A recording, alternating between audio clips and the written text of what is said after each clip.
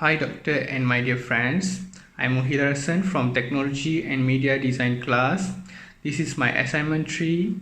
My assignment 3, I have to do a report in a form of video regarding MOOC lesson.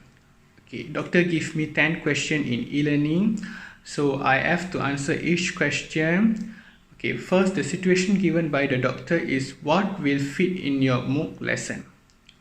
You are about to produce first MOOC lesson on the Open Learning platform. Open Learning provides 3 GB of space for uploaded files and images. The challenges is that you have 10 hours of recorded sound in audio tape, 100 colorful PowerPoint files with images, and 10 hours of recorded film. Given the current limitation of 3 GB platform, you are going to make some very crucial editorial decision. Based on that, Doctor give 10 questions, so I have to give my suggestions for each of questions. Before that, we want to know what is MOOC lesson. MOOC lesson is actually massive open online courses. MOOC are the free online courses available for anyone to enroll. MOOC is provided an affordable and flexible way to learn new skills, advance your career, and deliver quality educational experience at scale. Okay, now we're going to move on our first question.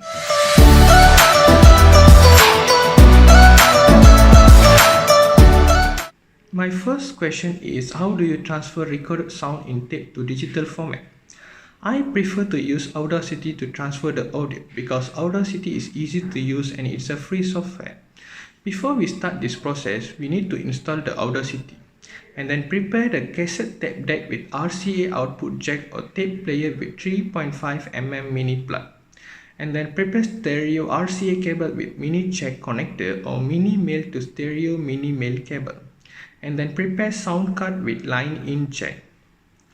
Now we're going to start the process of how do you transfer the recorded sound in tape to digital format.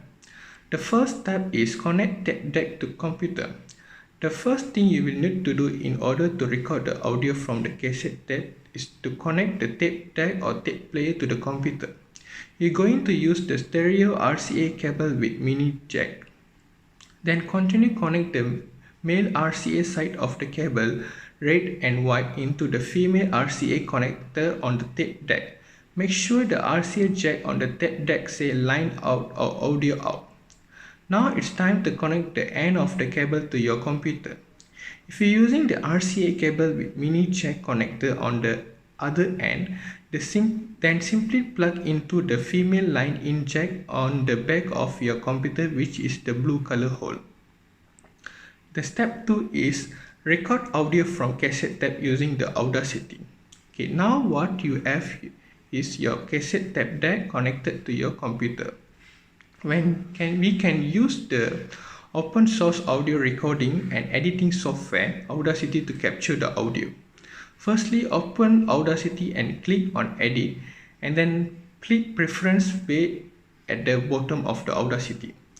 If it's not already there, click on audio input output in the left hand menu.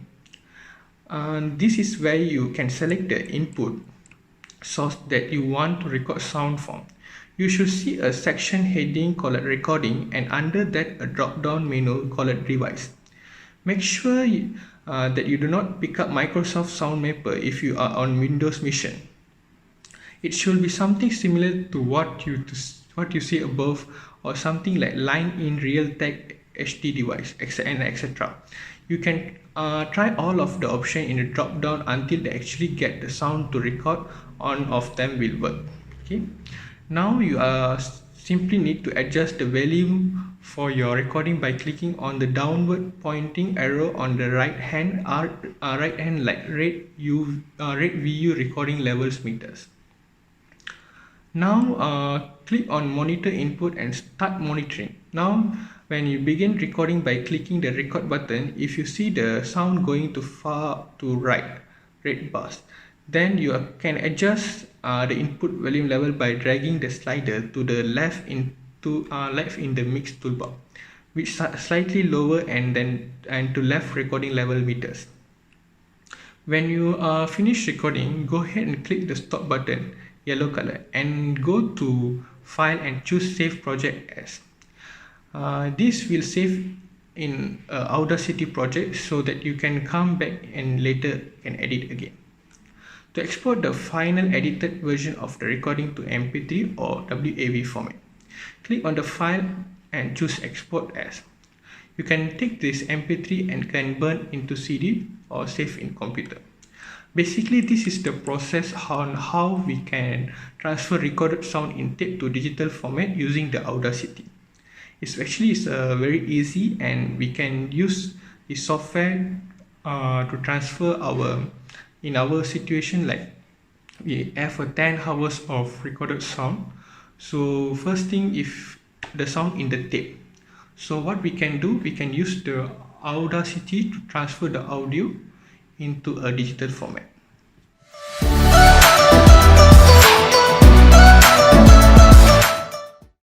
My second question is, does the audio have to be in stereo? Why? In my opinion, it's not compulsory the audio must be in stereo, it should be in mono also. For our case, mono audio is enough. The difference between mono and stereo is, mono is a monophonic sound reproduction is intended to be heard as if it were a single channel of sound perceived as coming from one position. For stereo is a stereophonic sound, or more commonly stereo. It's a method of sound reproduction that creates an illusion of multi-directional audio perspective. Okay, the cost for mono is less expensive for recording and reproduction. For stereo, more expensive for recording and reproduction. Okay, and then for recording wave, mono is easy to record and requires a basic equipment only. For stereo, require more technical knowledge and skill to record. Apart from that, it's important to know the relative position of the objects and event. Okay, the key feature in the mono, audio signal are routed through a single channel, but stereo audio signal are routed through 2 or more channels to stimulate depth direction perception like in the real world. Okay, the usage of mono at the public address system, radio talk shows, hearing aid, telephone and mobile communication, some AM radio station. For stereo, movies, television, music players, FM radio station. Mono is a 1 channel, and for stereo is a 2 channels. Okay, in my opinion, for our case, actually we can use mono because it's less expensive for recording and reproduction compared to the stereo is more expensive, and the equipment is needed for mono is a basic equipment only, but for stereo we need more technical knowledge, and the equipment required is a high level equipment. So it's not we cannot use stereo actually, but we can use stereo also, but for our case we can use mono is enough actually, because we just want to provide a MOOC lesson in open learning platform. So I think mono audio is enough for this case, for our situation.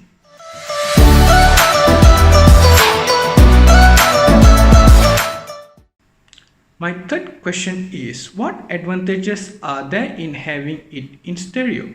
The advantage of stereo audio is actually, stereo became the standard format for recorded music in late 1960.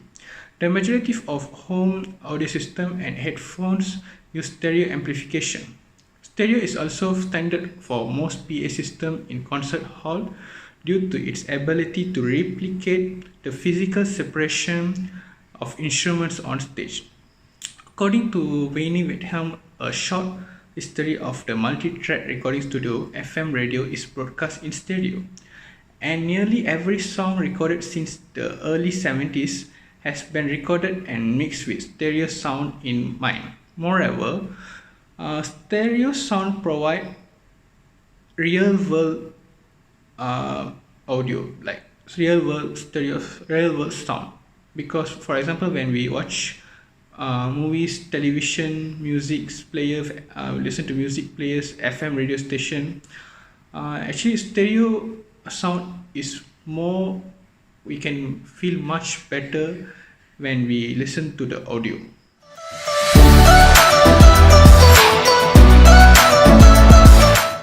Fourth question, how much space could you save by reducing the quality of the audio?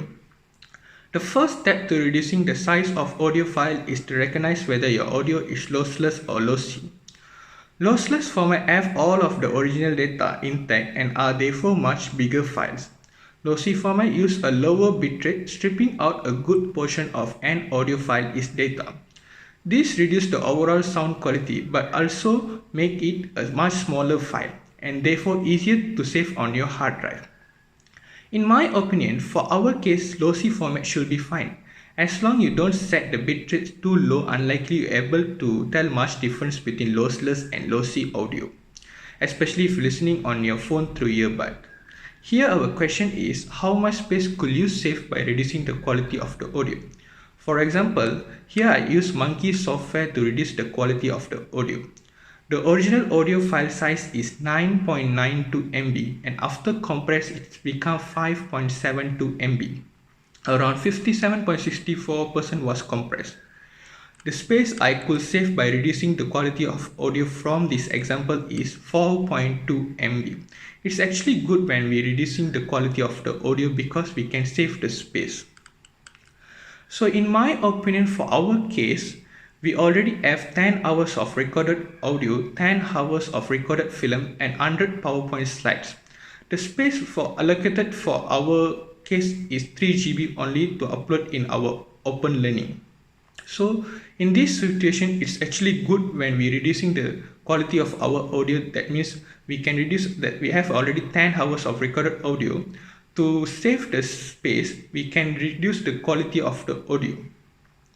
So it should be fine also our audio in lossy format because the size of file becomes smaller and the quality of audio is still good.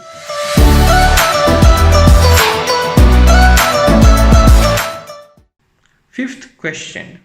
What type of audio file format that you plan to use and why? In my opinion, for our case, MP3 file format is most suitable. In decades past, their quality inspired by entire category of device and their popularity continue until nowadays.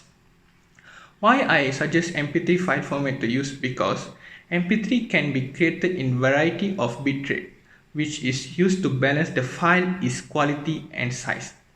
Their efficient size has made them the standard format to exchange audio on the web. So in my opinion, for our case, MP3 file format should be fine because we have insufficient of space to upload our 10 hours of recorded audio, 10 hours of recorded film and 100 PowerPoint slide to upload in our open learning because we only have 3 GB of space. So to save the space, why can't for audio we use the MP3 file format for our 10 hours recorded audio because we can balance our file is quality and we can save and when we use the MP3 files format we can reduce we can balance with our size also.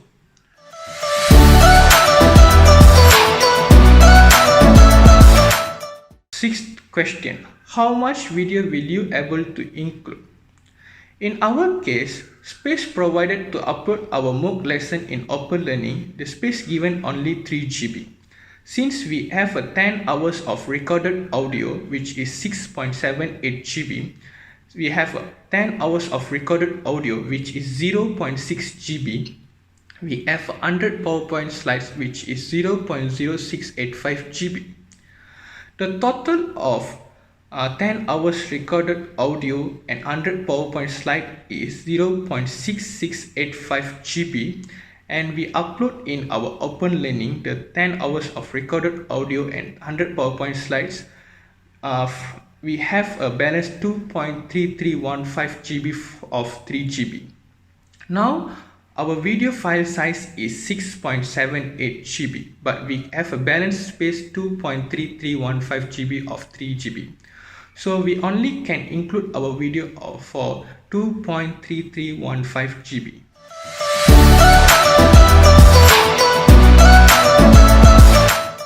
Seventh question. How large will the video window be on the screen? Screen resolution for video refers to the clarity of the text and images displayed on your screen. At higher resolution such as 1600 x 1200 pixels, its item appear sharper. They also appear smaller so more items can be fit on the screen. At lower resolution such as 800 times 600 pixel, fewer items fit on the screen but they appear larger. The resolution you can use depends on the resolution your monitor support. CRT monitor generally display a resolution of 800 times 600 or 1024 times 768 pixel and can work well at different resolution. LCD monitor are also called flat panel display, and laptop screen often support higher resolution and work best at a specific resolution. The larger the monitor, usually the higher the resolution it supports. Whether you can increase your screen resolution depends on the size and capability of your monitor and the type of video card you have. In our case, it should be fine we use a lower resolution for our video, which is 800 times 600 pixel, because we only have 3 GB of space to upload our mock lesson in open learning. If we use higher resolution, the size of file become bigger. But when we use a lower resolution, the size of file becomes smaller. So it should be fine for our video we use lower resolution because it's suitable for the MOOC lesson, I think. So we can use the lower resolution, which is 800 times 600 pixel, to save the space, and the files also become smaller.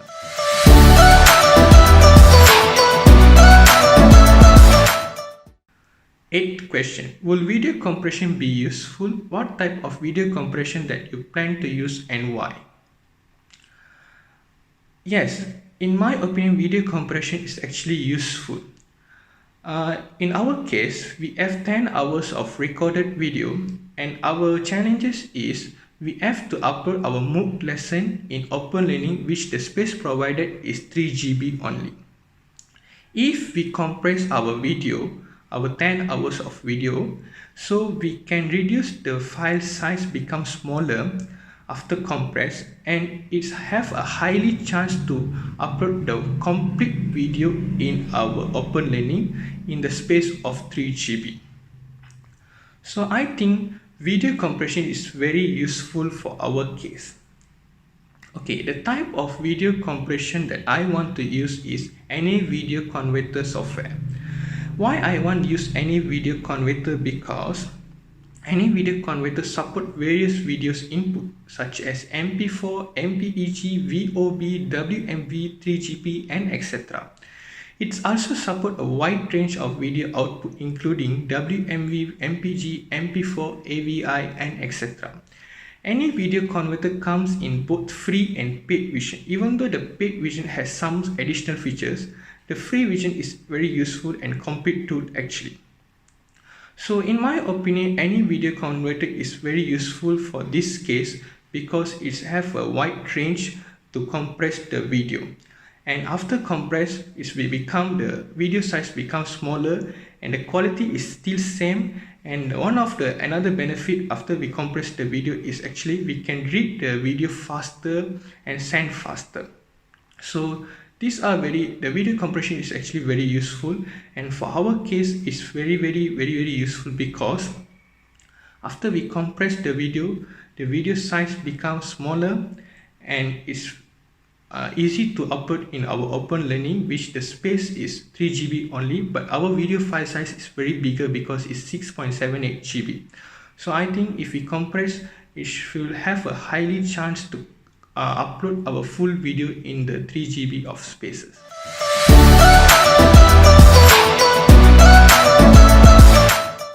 Ninth question.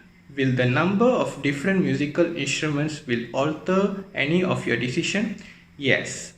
The number of different musical instruments will alter my decision actually. In my opinion, based on our case and our situation, the different type of musical instruments alter my decision in audio type that I have choose before this. For our case, I have choose audio type which is mono. But if we have different musical instruments in our audio or video, I suggest to use stereo audio type because stereo produced audio signals are routed through two or more channels to stimulate depth or direction perception like in the real world. Stereo give more depth sound system and more deep. So if we use a different or multiple musical instruments in our audio or video, so we can hear that more clear compared to mono if we use stereo, because stereo have more channels and it stimulates like a real world sound system. Okay. In addition, for file format that we use for our audio and video is MP3 and MP4. Actually, if we use a different or multiple musical instruments in our case, this file format can support for our different musical instrument.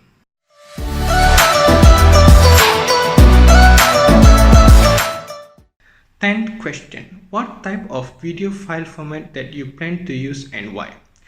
The video file format that I plan to use is actually MP4. Why I want to use MP4? Because the MP4 file format is probably the closest things to a universal standard that currently exists.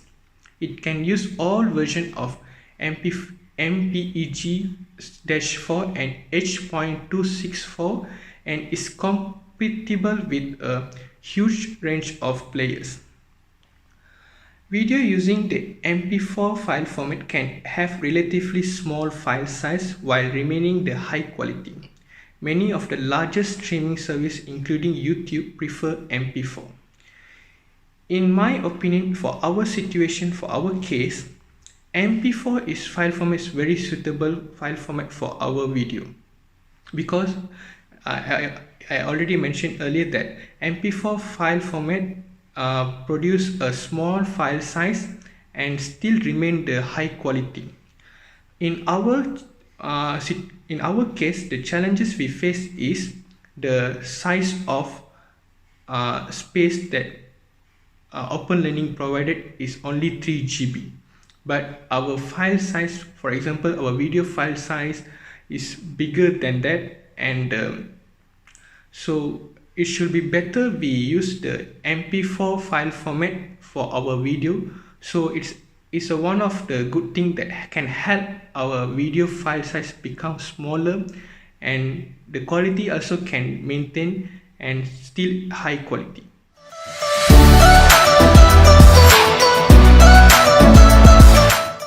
As a conclusion, in my opinion, I think I have solved all the problem and give solution for the problem. And I have to produce the first MOOC lesson on the Open Learning platform, and the Open Learning platform provides 3 GB space for upload files and images. And the challenges that I face is I have 10 hours of recorded sound in audio tape, 100 colorful PowerPoint files with the images, 10 hours of recorded film. And the limitation I have is the space Open Learning provides is 3 GB only.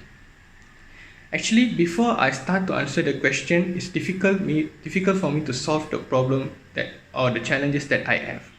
But after I answer each of the question and I find solution, I think it's possible that I can fit my MOOC lesson in the Open Learning platform in 3 GB of spaces. Even though I have challenges that 10 hours of recorded sound in audio tape, 100 colorful PowerPoint files with images, 10 hours of recorded film. Basically, if we want to upload this all in a 3 GB of space, it's very difficult. But if I answer all the question and after I find solution for each of question, I think it's possible to upload all this in my Open Learning platform, and I can succeed my MOOC lesson through the Open Learning platform. Thank you so much for watching my video. That's all from me. Thank you again.